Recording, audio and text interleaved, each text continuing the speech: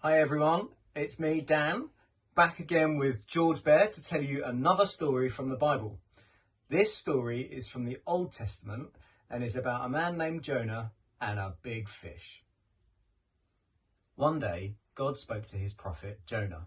"Go to the great city of Nineveh," God said. "Tell the people they are very bad and I am going to punish them." "I don't want to go to Nineveh and tell them God's going to punish them," thought Jonah. "That's much too scary." So Jonah ran away instead. Jonah went to the seaport, paid his fare and got on a ship going in the opposite direction to Nineveh. Soon the ship sailed off, taking Jonah farther and farther away from the great city of Nineveh. Before long, God sent a terrifying storm. The waves rose higher and higher. The rain fell and lightning flashed.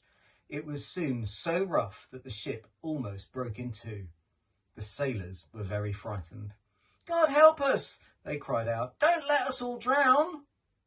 Meanwhile, Jonah was sprawled out, snoring, below deck. He hadn't even noticed the storm. "Oh no!"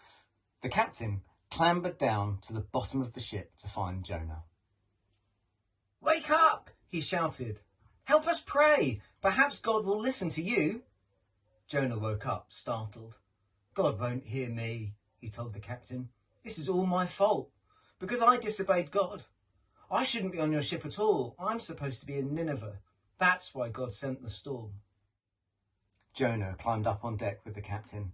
The ship was rocking and rolling. It felt as if at any minute it might capsize. "Oh no!" "Throw me into the sea," Jonah yelled to the sailors. "Perhaps then the storm will stop and you'll be safe." At first the sailors didn't want to, but the storm was becoming wilder and wilder. So with a huge heave, the sailors tossed Jonah overboard into the sea. The moment Jonah hit the water, the storm stopped. Down, down into the swirling water went Jonah. He was sure he was going to drown. "Oh no!"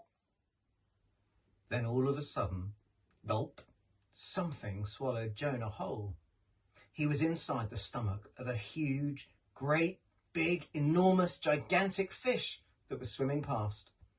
Jonah stayed in the tummy of that fish for 3 whole days and 3 nights. "Lord, save me," he prayed from the fish's tummy. He was more scared now than he had been when God told him to go to Nineveh, and even more scared than in the storm. "Oh no!" But don't worry, George Bear, because God had heard Jonah praying. On the 3rd day, the huge, great, big, enormous, gigantic fish spat Jonah out onto the seashore. Jonah stood up, shook off the seaweed, dried himself down, and wondered what to do next. Then God spoke to Jonah again. "Go to the great city of Nineveh," God said.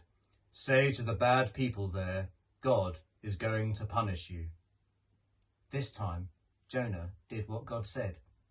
He went to Nineveh. He told the people there, "God is going to destroy your great city. It will stand for only 40 more days." The people of Nineveh were very frightened. "Oh no!" They knelt down. "We're so sorry," they prayed. "Forgive us. We want to change." And do you know what, George Bear? God heard them. "I've decided I won't destroy your city after all," God told the people of Nineveh. So the ship was saved, Jonah was saved, and the city of Nineveh was saved too. Well, George Bear, that was quite a story, wasn't it? And I don't know about you, but isn't it comforting to know that even if we're running away from what God wants us to do, or even if we're doing bad things, we can cry out to God and he will answer our prayers. Hooray! Well done. See you soon.